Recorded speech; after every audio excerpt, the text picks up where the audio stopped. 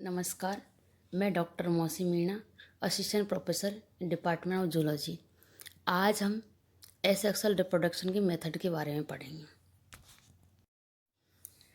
अर्थ पर उपस्थित सभी जीवों में अपनी स्पीशीज को बनाए रखने की टेंडेंसी पाई जाती है।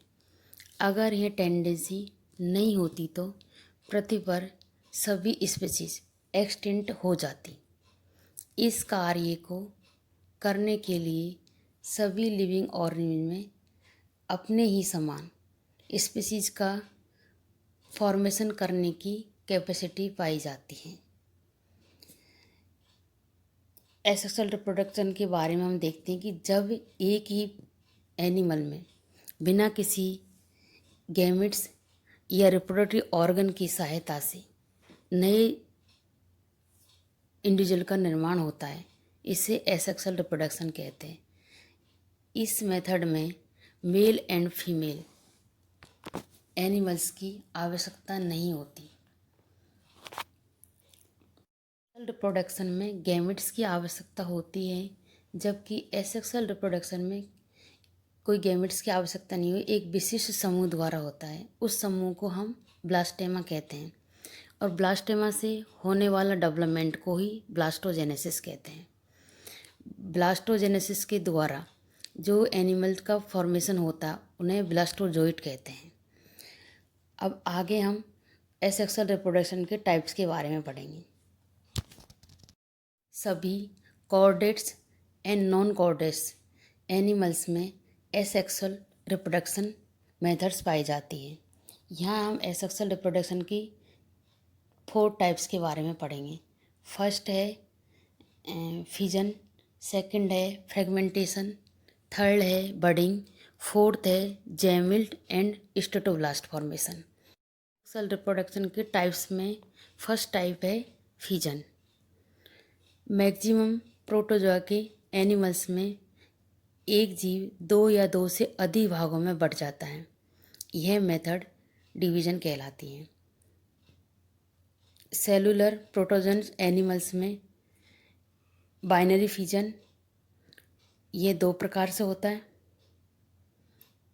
एक तो कैरियोकाइनेसिस और दूसरा साइटोकाइनेसिस। अगर इसमें पहले न्यूक्लियस का डिवीजन होता है उसे कैरियोकाइनेसिस कहते हैं, उसके बाद साइटोप्लाज्मा डिवीजन होता है उसे साइटोकाइनेसिस कहते हैं। स्पोरोजोआ क्लास के कुछ एनिमल्स में मल्टीपल फिजन भी पाया जाता है, जिसमें पहले न्यूक्लियस बार बार डिवाइड होता रहता है। इसके पश्चात कोशिका द्रव्य विभाजन होता है, उसे साइटोकाइनेसिस कहते हैं। मेटाजो के एनिमल्स में सबसे सिंपल प्रकार के विभाजन में द्विविभाजन में इस तरह से एडल्ट एनिमल 2 समान सेगमेंट्स में डिवाइड हो जाता है और प्रत्येक सेगमेंट से न्यू इंडिविजुअल का फॉर्मेशन हो जाता है। इस प्रकार की घटना विट्री स्टार में पाई जाती है, जिसमें केंद्रीय डिस्क से यदि प्राणी को विभाजित किया जाए तो प्रत्येक नए प्राणी में विभाजित हो जाता है। ऑरेलिया में एफाइरा लार्वा का निर्माण भी अनुप्रस्थ फिजन द्वारा होता है। एसेक्सुअल रिप्रोडक्शन का सेकंड पार्ट है फ्रेगमेंटेशन। इसमें बॉडी का स्पॉन्टेनियस फ्रेगमेंटेशन होता है। यह फ्रेगमेंटेशन स्पॉन्ज, सी एनिमोन्स एवं प्लेनेरिया और कुछ पॉलीकिड्स ग्रुप्स में भी पाए जाते हैं, जो एनलिडा ग्रुप में आते हैं। इसमें फ्रेगमेंटेशन के बाद रीजनरेशन मेथड से कंप्लीट एनिमल बन जाता है, जैसे प्लेटफॉर्म में होता है। इसमें इसका प्रत्येक सेगमेंट से एक नया इंडिविजुअल बन जाता है। इसमें मेगालिस्ट ने 1972 में पॉलिश पर कार्य किया था। जैसे स्पंजों में शीर्ष भागों की ब्रांचेज को नियमित रूप से विखंडित होती रहती हैं और प्रत्येक सेगमेंट से नया स्पंज का निर्माण होता है। यह एसेक्सुअल रिप्रोडक्शन का थर्ड टाइप है बडिंग। बडिंग को मुकुलन भी कहते हैं। इस पर बेलेंस्की ने 1972 और मैगालिश ने 1970 में काम किया था। बर्डिंग एक मोस्ट कॉमन मेथड है। एसेक्सुअल रिप्रोडक्शन की कई मेटाजोन्स जैसे स्पंज, निडेरियन, सेटोडा, एनेडा और ट्यूनिकिड्स आदि पर देखा गया। इसमें एक बर्ड्स आउटक्रोड के रूप में उत्पन्न होती है। इसमें बर्ड्स के लिए पहले ग्रोथ और डिफ्रेंशिएशन होता है।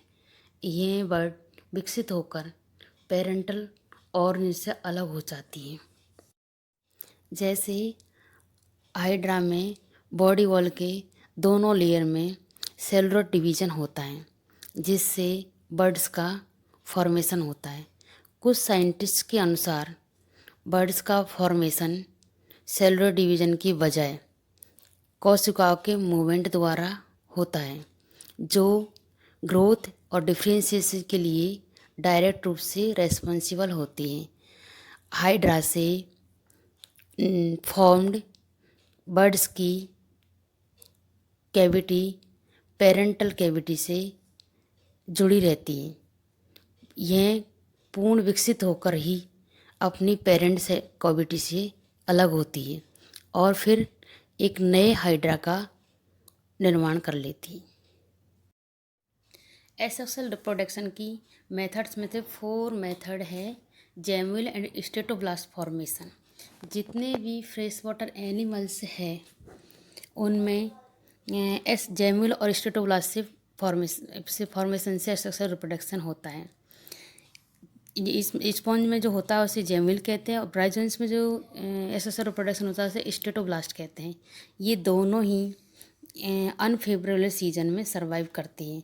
जब ये मैटरनल इंडिविजुअल से अलग हो जाती है तो उसके बाद में भी ये सर्वाइव करती है। जैसे टेम्परेट कंट्रीज में विंटर में और थर्ड ट्रॉपिकल क्लाइमेटीज में भी सर्वाइव कर सकती है। जैमुअल और स्टेटोब्लास्ट दोनों ही पेरेंटल बॉडी के इंटीरियर में ही बनती है, लेकिन ये पेरेंटल बॉडी के अंदर अनडिफरेंशिएटेड सेल्स द्वारा होता है। ये स्ट्रक्चर स्पिक्यूल्स और काइटन के आवरण से कवर्ड रहती है। पेरेंटल एनिमल के नष्ट होने पर ये स्ट्रक्चर नए स्पंज में चेंज हो जाती है। कुछ सी स्पंज में फॉर्म्ड जैमुअल में कवच नहीं पाया जाता, जबकि उसके आधे भाग में फ्लैजिला पाई जाती है। जब कुछ समय फ्लोइंग करने के बाद में अगर ये नीचे इस बॉटम में बैठ जाते हैं तो भी ये नए स्पंज का प्रोडक्शन करते हैं।